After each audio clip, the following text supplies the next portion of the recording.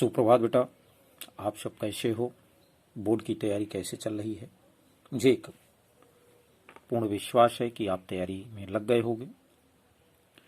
बेटा, आज हम वह कोविड-19 चैप्टर को हटा करके जो चैप्टर्स आपके कोर्स में हैं उनमें से तीसरा चैप्टर है काव्य का रसखान पाठ। रसखान द्वारा रचित सवैये पाठ को हम आपको पढ़ाएंगे और कवित, ये दो शीर्षक हैं। रसखान जी तो कवि हैं। थोड़ा संक्षेप में हम सभी पहले रसखान जी को जानेंगे, उनके परिचय को जानेंगे, फिर उसके बाद सवैये को पढ़ेंगे। बेटा, मेरा आप लोगों से एक और भी रिक्वेस्ट है कि आप स्वयं तो पढ़ा करें, एक बार दो बार, यदि काव्य व्याख्या जो भी चीज़ नहीं आता है उसके अतिरिक्त आपके संपर्क में जो भी हैं बोर्ड परीक्षा देने के लिए तैयारी कर रहे हैं उनका भी बेटा सहयोग किया करें, क्योंकि बेटा एक दूसरे के सहयोग से ही व्यक्ति आगे बढ़ता है। तो आए बेटा, हम सभी अब रसखान जी के विषय में जानते हैं और बोर्ड परीक्षा में कैसे किसी लेखक का या किसी कवि का जीवन परिचय कैसे लिखते हैं, इस विषय को भी हम थोड़ा आज व्याख्यायित करेंगे, बताएंगे, आपको समझाएंगे। देखिए, सबसे पहले जब आप जीवन परिचय को लिखें तो हेडिंग तो आप डालेंगे जीवन परिचय, उसके बाद ये संक्षेप में जो आपका सार लिखा हुआ है आप ऐसे ही बगल में कॉपी के राइट साइड में आप इस तरह से लिख सकते हैं। इसको लिखने के साथ साथ आपने हेडिंग डाल दिया जीवन परिचय, और उसकी शुरुआत कैसे करेंगे। सबसे बड़ा विषय बेटा ये ध्यान रखा करिए कि जो लेखक या जो कवि है वह किस युग का है, उसकी क्या क्या विशेषताएं हैं, इन विशेषताओं का भी आप विशेष ध्यान रखा करें, जैसा कि यहां पर आपको देखने को मिल रहा है। तो अब देखें लिखेंगे कैसे, इसकी शुरुआत हम आपको बताते हैं। कुछ इसमें छोड़ दिया इन्होंने, इस चीज को हम आपको इसमें जोड़ करके पढ़ाते हैं। भक्ति काल के शगुन काव्यधारा के कृष्ण भक्ति शाखा के, अब यहां पर एक शब्द इन्होंने छोड़ रखा है, कवि का नाम लिख दिया है। यहां पर आप क्या लिखेंगे? भक्ति काल, क्योंकि ये जो कवि हैं रसखान जी, ये भक्ति काल के कवि हैं और भक्ति काल के दो भाग हैं, सगुण और निर्गुण, तो उसमें सगुण शाखा के कवि हैं। तो भक्ति काल के सगुण काव्य धारा की कृष्ण भक्ति शाखा के सर्वश्रेष्ठ कवि, मूर्धन्य कवि रसखान जी का जन्म दिल्ली में हुआ था 1533 ईस्वी में।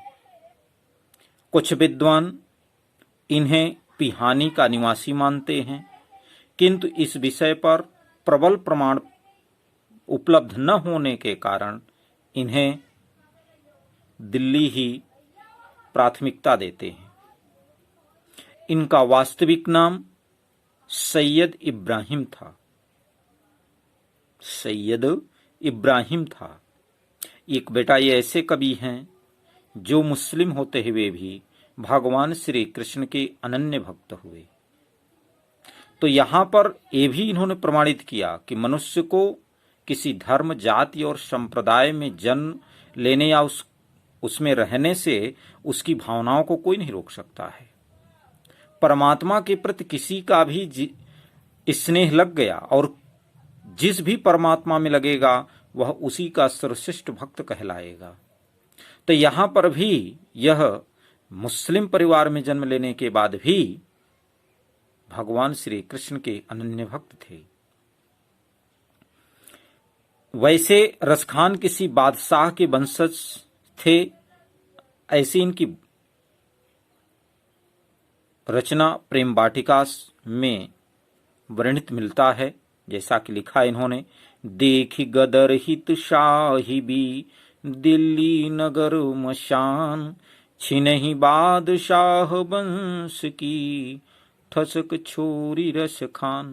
ये क्या कहना चाह रहे हैं कि रसखान जी ने उस ठसक को, उस शिष्या भाव को देख करके, देख गदर हित साहिबी, कहा कि भाई उसमें मुगल शासकों का शासन था, तो उनकी साहिबी, उनकी दादागिरी जिसको आप कहते हो, उनके उस गदर को देख करके दिल्ली नगर मसान, दिल्ली नगर का जो सर्वश्रेष्ठ स्थान था, जो उनका मशान था, निवास स्थान था, कहा उसको छिनई बादशाह वंश की, कहा अपने वंश की उस बादशाहत को इन्होंने क्षण भर में परित्याग कर दिया, क्योंकि ये जानते थे कि मैं वहां रह करके उस परम पिता के शरण में नहीं जा सकता।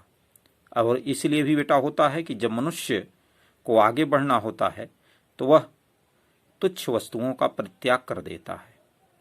ये राज सिंहासन जो भी है ये सब तुच्छ हैं और वो सब ही नष्ट हो जाएंगे।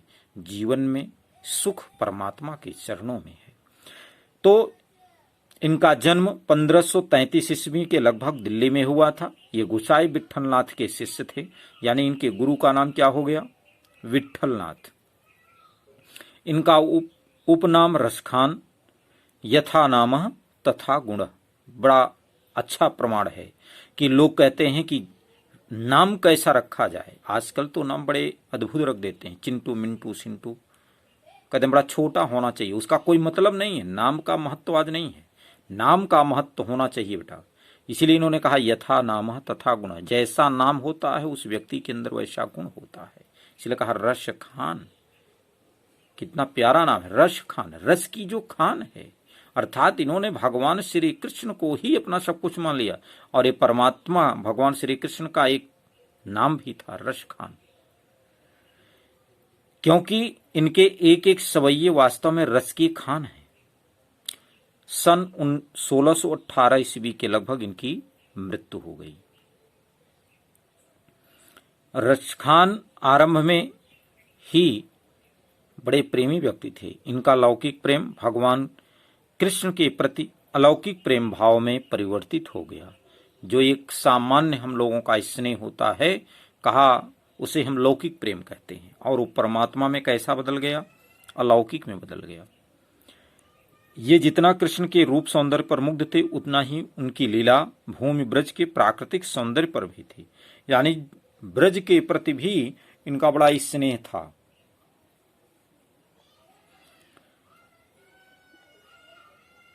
इसी कारण इनकी रचनाएं हृदय पर मार्मिक प्रभाव डालती रहीं। भाव की प्रबलता, सरलता के कारण इनकी रचनाएं बड़ी लोकप्रिय हुई। उसका कारण था कि कृष्ण के प्रति स्नेह, गहनता, आवेश, पूर्ण तन्मयता इत्यादि इनके ग्रंथों में बड़े भाव दृष्टिगोचर होते हैं। रसखान जी की दो रचनाएं प्रसिद्ध हुई। एक थी सुजान रसखान, दूसरी थी प्रेम वाटिका। सुजान रसखान में कवित्व और सवैया दो छंदों का इन्होंने प्रयोग किया है, और इन्हीं दोनों छंदों के आधार पर इन्होंने ग्रंथ की रचना की है। सुजान रसखान प्रेम वाटिका दोहा छंद में है। सुजान रसखान भक्ति और प्रेम विषयक मुक्तक काव्य है। इसमें 139 भावपूर्ण छंद हैं। प्रेम वाटिका में 25 दोहे में प्रेम के स्वरूप का काव्यात्मक वर्णन है। यानी अन्य कृष्ण भक्त कवियों की भांति इन्होंने परंपरागत पद शैली का अनुसरण नहीं किया है। यानी कि जो जैसा वर्णन किया है उसी का हम अनुसरण करते रहे, नहीं, इन्होंने अन्य कवियों से हट करके एक अलग भाव को प्रकट करने की कोशिश की, जैसे कि भगवान कृष्ण ने किया था। एक प्रेम भाव को संसार में आकर के जगाया था कि मनुष्य को एक दूसरे के प्रति स्नेह भी करना चाहिए, क्योंकि त्रेता युग में वह प्रेम भाव वह अपने स्वरूप से नहीं प्रस्तुत कर पाए थे। पूरे जीवन वह कष्ट को, एक आदर्श को प्रस्तुत करते रहे। लेकिन जब वह कृष्ण अवतार में आए, द्वापर युग में आए, तो ये प्रेम लीला का प्रपंच किया। तो उसी भाव को यहाँ पर यह अन्य कवियों की भांति उनका अनुसरण नहीं किया, ये अपने एक अलग भाव को प्रकट किया, और वो था प्रेम भक्ति। इनकी मुक्तक छंद शैली परंपरा रीत काल तक चलती रही। यानी भक्ति काल से रीत काल तक इनकी यह मुक्तक शैली का इन्होंने छंदों का प्रयोग करते हुए निरंतर आगे वर्णन करते रहे। रसखान की जो भाषा है वह ब्रज है, जो इनकी रचनाओं में प्राप्त होता है। इनकी भाषा में मधुरता और सरसता दोनों प्राप्त होते हैं। इस तरह से इनका यह संक्षिप्त में जीवन परिचय रहा। यानी रसखान एक ऐसे कवि थे जिन्होंने भगवान के प्रति प्रेम, मानव के प्रति प्रेम और धर्म, संप्रदाय, जाति के नाम पर आपस में झगड़ा के भाव को दूर करने का उद्देश्य, इन सभी बातों का इनके ग्रंथों में, इनके जीवन के आदर्शों से हम सभी को प्राप्त होता है। और इस तरह की शिक्षा, इस तरह का भाव हम सभी को भी रखना चाहिए। अब आते हैं इनके ग्रंथ पर। सवैया, सवैये है, और ये जो सवैये है ये शीर्षक है बेटा, और ये किस ग्रंथ से संकलित है? सुजान रसखान। जैसा कि जीवन परिचय हमने थोड़ा सा परिचय आपको कराया था। सुजान रसखान जो रचना है वह कवित्त और सवैये दो छंदों में संकलित है। तो यहाँ सवैया छंद में संकलित सुजान रसखान के कुछ अंश को हम आप पढ़ेंगे। सबसे पहले जानेंगे काव्य सौंदर्य में। क्या बेटा, पूरे इनके 6 पद हैं और इन 6 पदों को हम आप पढ़ेंगे। और 6 पद में एक ही छंद है, वो है सवैया छंद, जैसा कि यहाँ पर लिखा हुआ है। ये लिखा है सवैये, लेकिन छंद क्या होगा? सवैया। ठीक है बेटा, इसको ध्यान रखेंगे। कैसे लिखेंगे इसको? सवैया। ये सवैया छंद है। ठीक है बेटा।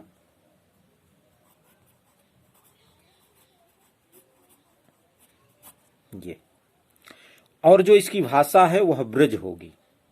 तो 2 विषय हमारा आपका कॉमन हो गया। पहला चीज छंद सवैया, भाषा ब्रज।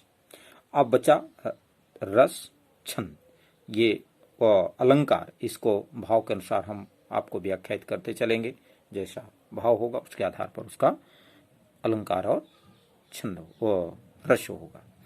आइए पहले को पढ़ते हैं। रसखान जी ने पहले वाले पद में क्या बताने की कोशिश करते हैं, पहले पढ़ेंगे, फिर इसको समझेंगे। अपने आप स्पष्ट हो जाएगा कि इस काव्य में क्या उन्होंने समझाया है।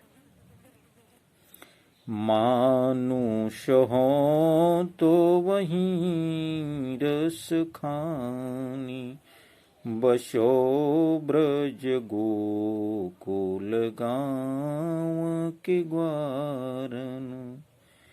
जो पशु हो तो कहाँ बस मेरो, चरो नित नंद की धेनु मझारन। पाहन हो तो वहीं गिरि को, जो धर्यो कर छत्र पुरंदर धारन।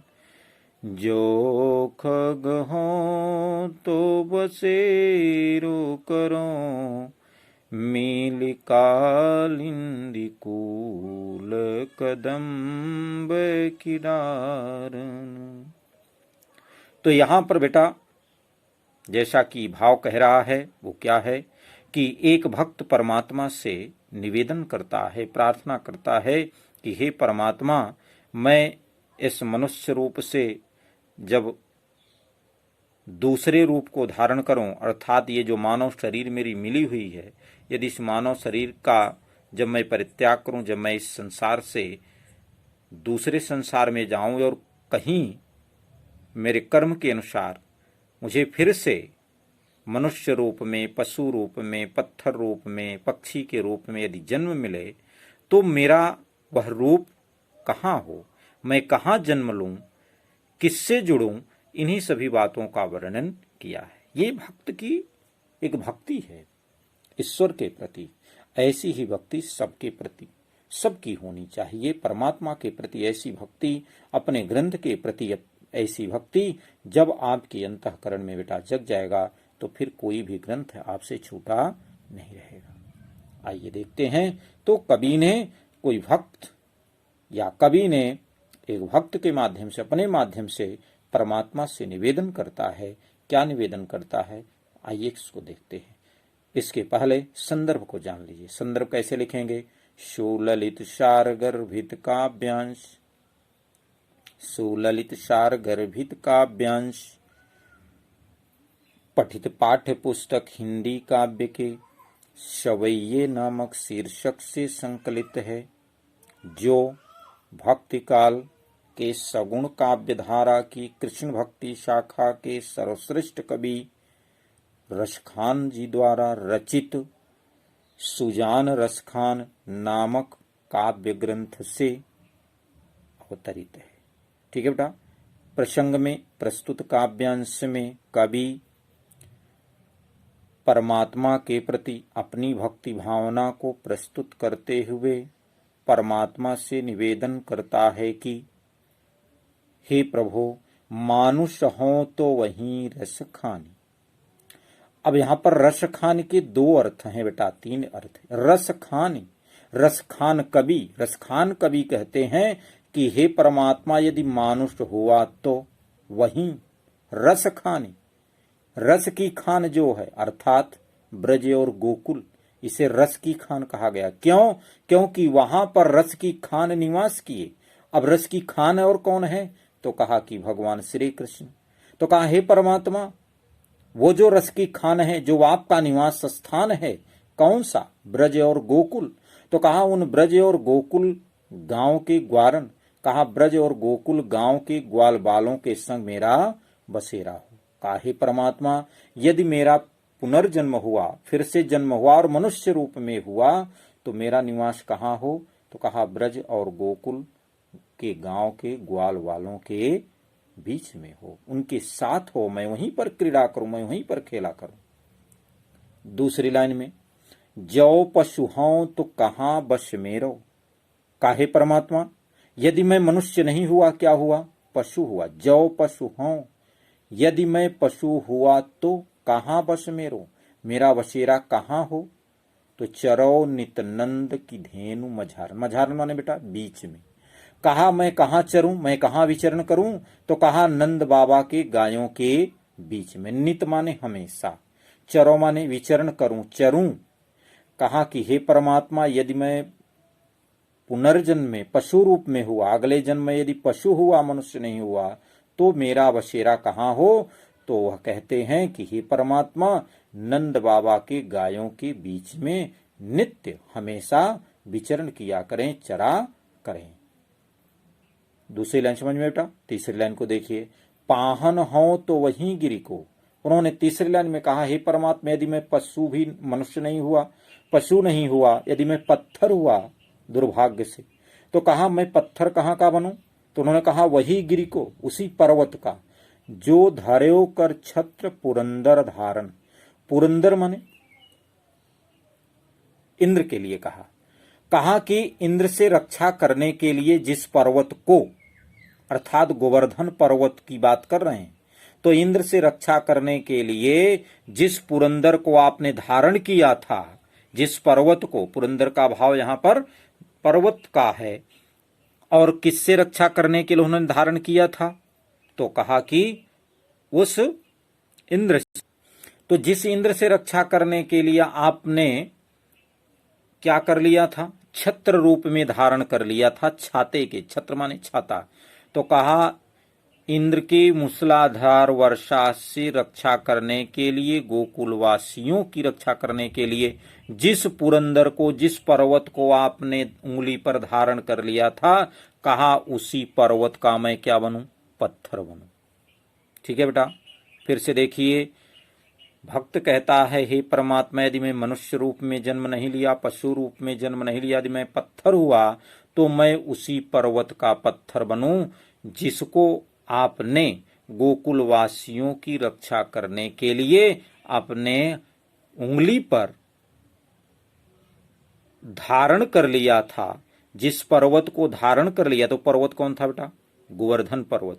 तो जिस गोवर्धन पर्वत को आपने गोकुलवासियों की रक्षा करने के लिए इंद्र भगवान की मूसलाधार वर्षा से रक्षा करने के लिए धारण कर लिया था, उसी पर्वत का मैं पत्थर बनूं।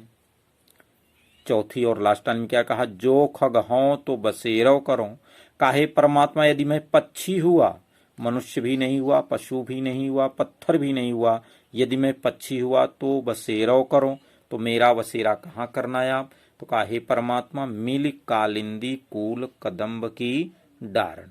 कहा मिल कालिंदी कूल, कालिंदी माने यमुना नदी, कहा यमुना नदी के कूल माने तट पर जो स्थित है क्या, कदम्ब, कदम्ब के वृक्ष की डालों पर मेरा वसेरा हो। काहे परमात्मा यदि मैं पक्षी हुआ तो यमुना के तट पर स्थित कदम्ब वृक्ष की डालियों पर मेरा बसेरा हो। तो यहां पर कवि क्या बताने की कोशिश किया बेटा चारों लाइनों से, कि हे परमात्मा मेरा यदि पुनर्जन्म हो, मैं फिर से इस पृथ्वी पर आऊं, तो यदि मैं मनुष्य हूं, पशु हूं, पत्थर हूं, पक्षी हूं, तो इन स्थानों पर यानी कुल मिलाकर के भक्त क्या चाहता है कि हे परमात्मा मैं आपसे अलग न रहूं, आप मुझसे दूर मत रहिए और न मुझे आप दूर करिए। मेरी आपसे यही एक विनती है, मेरी आपसे ही एक प्रार्थना है बेटा। तो यहाँ पर बेटा जो रस है वो कैसा है, भक्ति रस है, भक्ति के साथ शांत है, उसके साथ साथ जो अलंकार है वो कौन सा है, क्योंकि रसखान के दो अर्थ हैं, इसलिए यहाँ पर जब एक शब्द के एक से अधिक अर्थ होते हैं तो कौन सा अलंकार हो जाता है, श्लेष अलंकार। तो श्लेष अलंकार है और अनुप्रास अलंकार है। ठीक है बेटा, तो ये दो यहाँ पर दो अलंकार और दो रस और छंद, शवैया, भाषा, ब्रज, ये था काव्य सौंदर्य। आइए दूसरे पद को पढ़ते हैं। आयु गई हुति भोर ही हो, रस खानी रही, वही नंद के भों नहीं, बाको जियो जुग लाख करोड़, जशोमति को सुख जात कहो नहीं, तेल लगाई लगाई के अंजन, भौं है बनाई बनाई ढीठो नहीं, डारी हमेलनी हारे निहारत, भारत ज्यों चूच कारत छो नहीं। इसमें क्या कहते हैं कवि, इसमें कवि एक सखी, एक स्त्री के माध्यम से भगवान श्री कृष्ण, यशोदा माता और नंद बाबा के भाव का वर्णन करती हैं, उनकी सुंदरता का, उन भगवान श्री कृष्ण के स्वरूप का, माता यशोदा के सुख का, नंद बाबा के सुख का वर्णन करती हैं कि भगवान श्री कृष्ण का स्वरूप कैसा है, वो लगते कैसे हैं, कितने सुंदर हैं, और उनके सुख का माता यशोदा किस तरह से अनुभव प्राप्त करती हैं, किस तरह से प्राप्त करती हैं, नंद बाबा किस तरह से प्रसन्न थे, इन्हीं सभी बातों का वर्णन करती है। और यहाँ वह इन सब के माध्यम से अपने सुख का वर्णन करती है। और जब बेटा भगवान से कोई भक्त मिल जाता है तो उसका कैसा सुख होता है, इस बात को भी यहाँ पर आप देख सकते हैं। तो वह सखी क्या कहती है, वह स्त्री क्या कहती है अपनी सखी से, इसी बात का वर्णन करते हुए कवि ने लिखा है कि प्रसंग क्या बनेगा, प्रस्तुत काव्यांश में कवि एक सखी के माध्यम से भगवान श्री कृष्ण के सुंदर स्वरूप का, माता यशोदा के सुख का और नंद बाबा के प्रेम भाव का वर्णन करते हुए लिखते हैं कि आज गई हुति भोर ही हूं।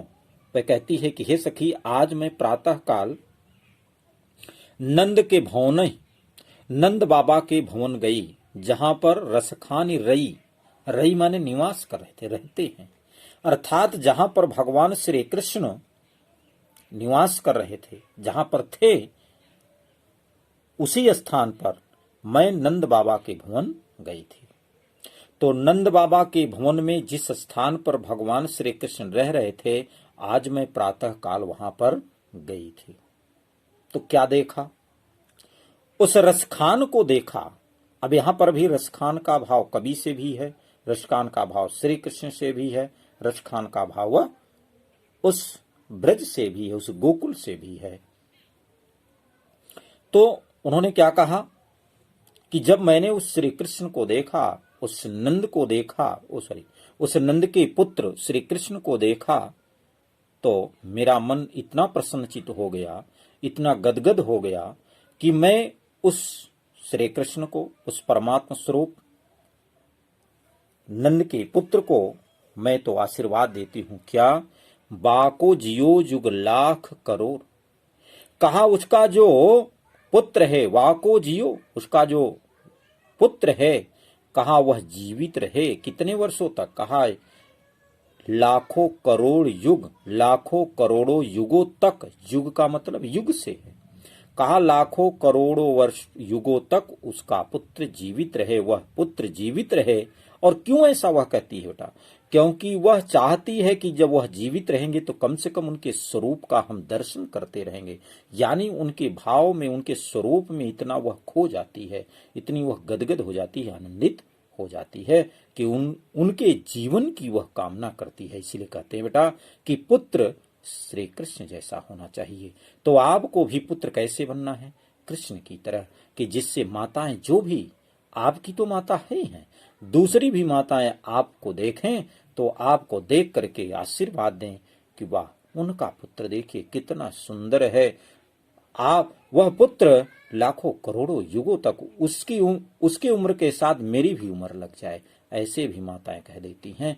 तो यानी आपको कितना आशीर्वाद मिलता है। इसलिए कहते हैं पुत्र होना चाहिए, कुपुत्र नहीं होना चाहिए। आगे देखिए, जसोमति को सुख जात कहो नहीं। वह कहती है सखी, माता यशोदा का जो सुख है वह तो हमसे कहते ही नहीं बन रहा है।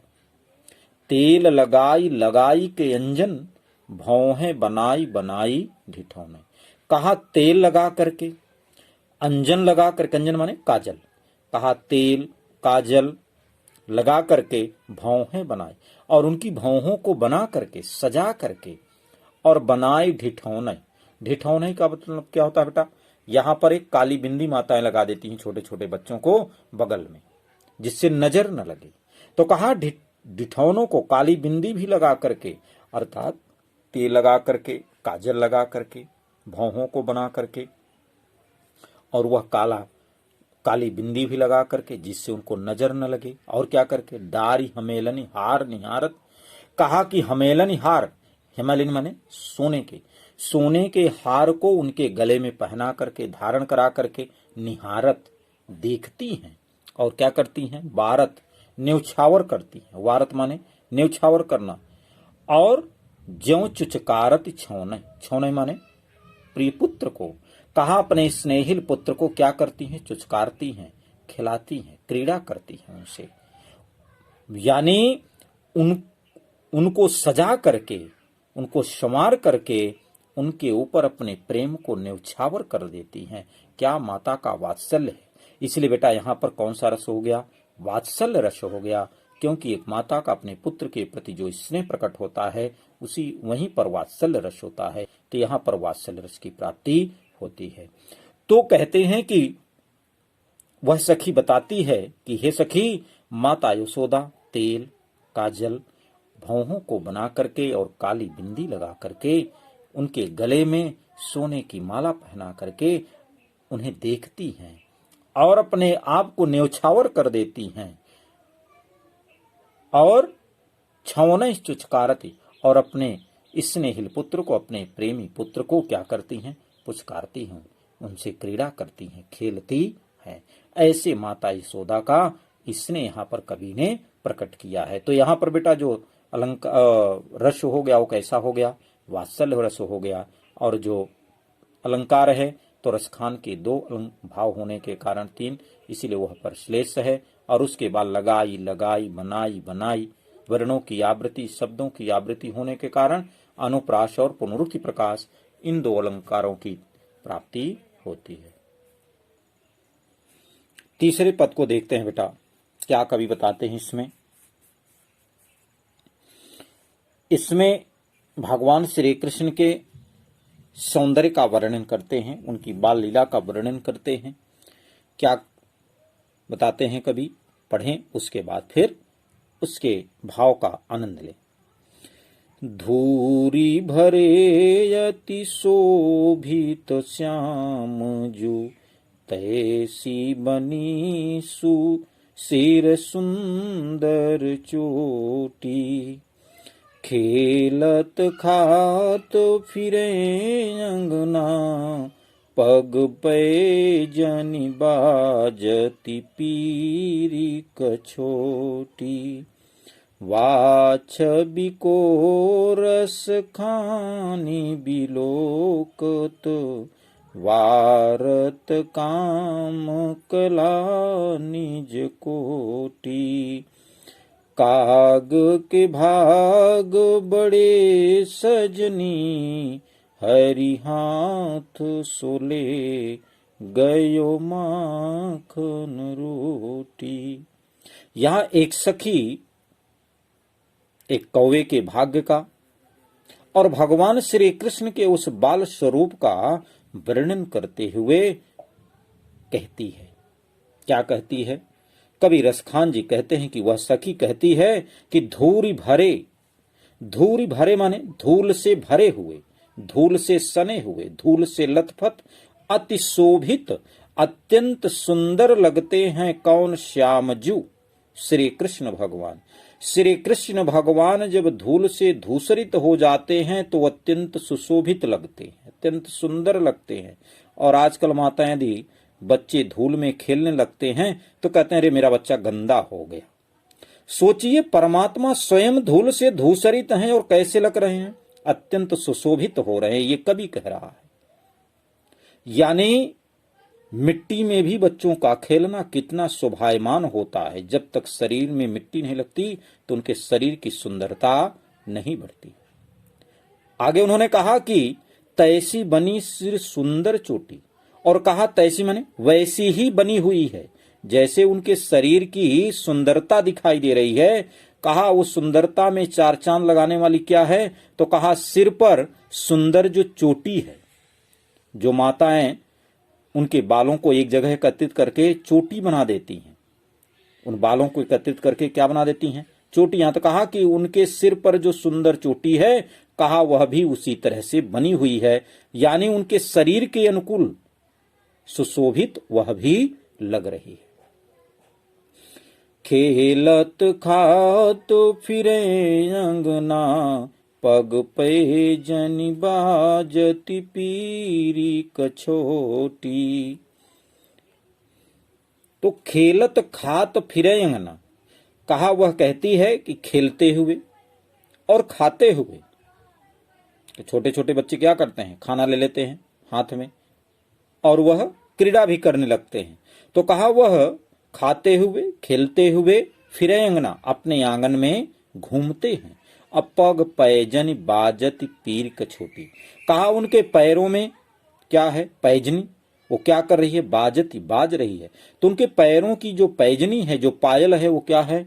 वह छम छम करके बाजती है। तो बच्चे क्या करते हैं? उसको देखना चाहते हैं, उसको सुनना चाहते हैं और फिर प्रसन्नचित होकर के और क्रीड़ा करते हैं और पैर को पटकते हैं। तो यहां पर भगवान श्री कृष्ण को उस बाल दशा का वर्णन कवि ने कहा कि भगवान स्वयं ऐसी माया, ऐसी क्रीड़ा दिखा रहे हैं संसार को कि बच्चों की भी बाल लीला एक अलौकिक होती है, जिसके पीछे माताएं अपने प्रेम को न्यौछावर करती हैं। तो उस लीला का भी वर्णन, उस लीला का भी सुख यहाँ पर कवि ने वर्णन किया है कि भगवान श्री कृष्ण खाते हुए, खेलते हुए अपने आंगन में घूमते हैं और उनके पैरों की जो पायल है वह जब बजती है तो और अत्यंत उनके मनमोहक स्वरूप को प्रस्तुत करती है, उनके भाव को व्यक्त करती है। और इतना ही नहीं, पीर कछोटी, कछोटी बेटा कच्छा जिसको हम आप कहते हैं, गमछा। माताएं पहले तो, अब आजकल तो नए नए फैशन, नए नए वस्त्र आ चुके हैं। पहले लोग पीले वस्त्र को उनको पहना देती थी। उनकी पीरी का मतलब है पीला। कहा पीली कछोटी, उनका जो पीला कच्छा है, कहा कि वह उनके शरीर की सुंदरता को और बढ़ा दे रहा है। और इतना ही नहीं, कहा कि ये सब स्वरूप को धारण कर लेते हैं जब भगवान श्री कृष्ण अपनी लीला को फैलाते हैं। तो कहा वा छवि को रस खान बिलोकत, कहा श्री कृष्ण, रस खान माने श्री कृष्ण, श्री कृष्ण की उस सुंदरता को, छवि को देख कर, बिलोकत माने देख करके, तो श्री कृष्ण की उस सुंदरता को देख करके वारत काम कला निज कोटि, काम माने कामदेव भगवान, वारत माने न्यौछावर कर देते हैं। कहा कामदेव भगवान भी क्या करते हैं, निज कला, अपनी कलाओं को, कोटि, कितनी कलाओं को, तो कहा कोटि माने करोड़ों, तो कहा कामदेव भगवान भी अपनी करोड़ों कलाओं को मानो क्या कर देते हैं, न्यौछावर कर देते हैं, समर्पित कर देते हैं। यानी देवताओं में सबसे सुंदर माने जाते हैं कामदेव भगवान।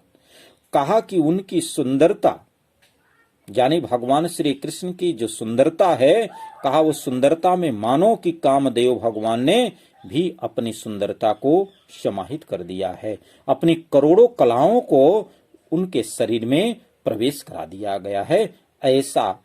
ऐसी उनकी सुंदर छवि दिखाई देती है। वा छवि को रसखान बिलोकत, कहा कि रसखान जी की उस सुंदरता को देख करके, उस भाव को देख करके मानो स्वयं कामदेव भगवान भी अपनी करोड़ों कलाओं को उनमें न्यौछावर कर देते हैं, समर्पित कर देते हैं।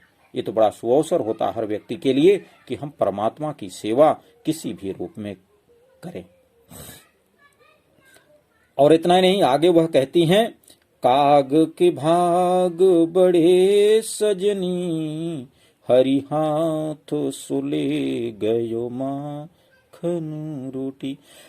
सजनी माने सखी, वो कहती हे सखी, उस कौवे का, काग माने कौवा, कहा हे सखी उस कौवे का भाग्य जो है बड़ा श्रेष्ठ है। कहा उसका भाग्य श्रेष्ठ है, क्यों?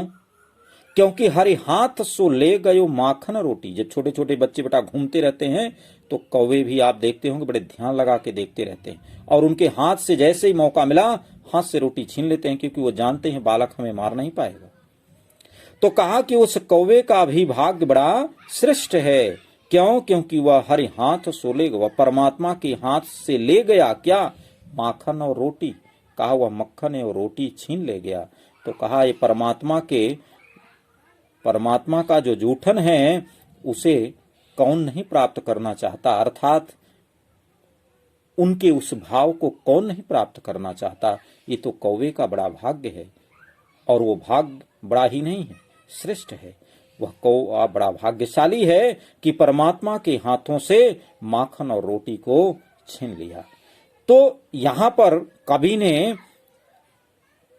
क्या बताने की कोशिश की कि परमात्मा के प्रति जो एक भाव है भक्त का, वो बड़ा अलौकिक होता है, और उसके साथ साथ भगवान श्री कृष्ण की वह सुंदर छवि का उन्होंने दर्शन कराया है जो एक अलौकिक है। ठीक है बेटा, तो यहां पर जो रस है वह भक्ति रस है, और भक्ति के साथ साथ शांत रस भी है। और यदि एक सखी के भाव को आप देखेंगे तो यहां पर श्रृंगार भी है, क्योंकि भगवान के प्रति प्रेम भी है, तो ऐसे भक्ति में ले लेंगे तो भक्ति और शांत दो रसों की प्राप्ति है। और जो अलंकार है वह है अनुप्रास अलंकार। ठीक है बेटा, आइए चौथे पद को देखते हैं। भाषा ब्रज है, छंद शवैया है, वो पूर्ववत चला रहा है। चौथे को देखिए। जा दिन ते वह नंद कुछोहरा, या बन धेनु चराई गयो है। मोहिनी ताननि गोधन गावत, बेनु बजाई रिझाई गयो है। वादिन सो कछुटो न सुके, रस खानी हिये में समाई गयो है। कोउन काहू की कानी करे, सिगरो ब्रज बीर बिकाई गयो है। यहां पर अब भगवान श्री कृष्ण के बड़े होने का वर्णन किया है कवि ने, यानी ये वह बाल स्वरूप से युवावस्था में पहुंच गए, किशोरावस्था में पहुंच गए, और वह अपने कार्यों को स्वयं करते हैं। जैसा कि आप आगे सूरदास के पदों में पढ़ रखे हैं कि वह भगवान माता यशोदा से कहते हैं कि अब गायों को हम स्वयं चराएंगे। तो उसी बात को लेकर के वह जिद करते हैं, सूरदास ने वर्णन किया है। यानी अब यहां पर भी वह अपने बड़े होने का भाव प्रकट किया है, जिसको कवि ने बड़े मार्मिक ढंग से वर्णन किया। क्या कहा? जा दिन ते वह नंद को छोहरा। यहां ब्रजवासी अपने भाव को प्रकट करते हैं कवि के माध्यम से। कवि जी कहते हैं कि वे सभी ब्रजवासी क्या कहते हैं, इसको जानिए। जा दिन से, जा दिन माने जिस दिन से वह नंद का छोरा, वह नंद का पुत्र, छोरा माने पुत्र, जिस दिन से वह नंद का पुत्र या वन धेनु चराई गए हैं, इस वन में गायों को चरा गए हैं। जिस दिन से नंद के पुत्र अर्थात भगवान श्री कृष्ण इस वन में गायों को चरा गए हैं। और इतना ही नहीं, मोहन ताननी, मोहनी माने मन को मोहित करने वाली धुन से गोधन गावत, मन को आनंदित करने वाली, मन को आकर्षित करने वाली ध्वनि से ब्रज गीत गा गए हैं। गोधन माने ब्रज गीत, गावत माने गाना। तो कहा जिस दिन से वह इस वन में गायों को चरा गए हैं, अपनी मोहिनी ध्वनि से, मधुर ध्वनि से ब्रज गीत गा गए हैं, बेनु बजाई और बांसुरी को बजा गए हैं, रिझाई गए हैं, मानो सभी को अपने प्रति आकर्षित कर गए। रिझाई माने आकर्षित कर देना, अपने प्रेम भाव में मिला लेना, अपनी ओर आकृष्ट कर लेना। अर्थात कवि बताना चाहते हैं कि वे सभी ब्रजवासी यह कहते हैं कि जिस दिन से नंद बाबा का वह स्नेहिल पुत्र वन में गायों को चरा गया है, अपनी मधुर बांसुरी को बजा गया है और अपनी मोहिनी ध्वनि से ब्रज गीत को गा गया है, उस दिन से मानो कि सभी ये ब्रजवासी उसी के हो लिए, अर्थात श्री कृष्ण के भाव में सभी डूब गए। मानो वा दिन सो, उस दिन से कछु टोना सो कियो, मानो जैसे किसी ने नजर लगा दी हो। कहते हैं नजर लग जाना, टोना लग जाना। तो यानी मानो कि जैसे उसने टोना लगा दिया हो। यहाँ टोने का भाव क्या है? जादू से कह लीजिए तो ज्यादा अच्छा होगा। उन्होंने कहा, उन लोगों ने कहा कि उस दिन से मानो कि ब्रजवासियों को मानो जैसे कोई उसने जादू कर दिया है, सभी को टोना लग गया है, सभी के हृदय में रसखान हिय में समाई गए हों। रसखान अर्थात भगवान श्री कृष्ण मानो सभी के हृदय में समाहित हो गए हैं। उनके अतिरिक्त और किसी भाव को कोई सुनना नहीं चाहता है, कोई समझना नहीं चाहता। उनके दर्शन के अतिरिक्त और कोई वह दर्शन भी नहीं करना चाहता है। इस तरह से भगवान श्री कृष्ण ने ब्रजवासियों को आकर्षित कर गए हैं, उन पर जादू कर गए हैं। और क्या कहा उन्होंने? को न काहू की कानी करे, सिगरो ब्रज बीर बिकाई गयो हैं। कहा कि इतना ही नहीं, कौन काहू की कहानी करे, कोई भी काहू की, किसी की भी कोई कहा नहीं सुनता है। कोई यदि कितना भी कहे उसकी कोई बात सुनने वाला नहीं है। मानो सिगरो माने सभी ब्रज के जो वीर हैं, ब्रज के जो युवा हैं, ब्रज के जो ग्वाल हैं, कहा वो सभी मानो जैसे उसके हाथों में बिक गए हों। वे सभी सिर्फ और सिर्फ श्री कृष्ण की बातों का अनुसरण करते हैं, उनकी बातों का पालन करते हैं, अन्य सभी की बात को तो वह सुनते ही नहीं है। ऐसी भाव को यहाँ पर कवि ने वर्णन किया है। तो बेटा यहाँ पर भी जो रस है वह शांत है, भक्ति रस है, और जो अलंकार है वह श्लेष है, अनुप्रास है। इन दो अलंकारों की प्राप्ति हो रही है। ठीक है बेटा, धन्यवाद।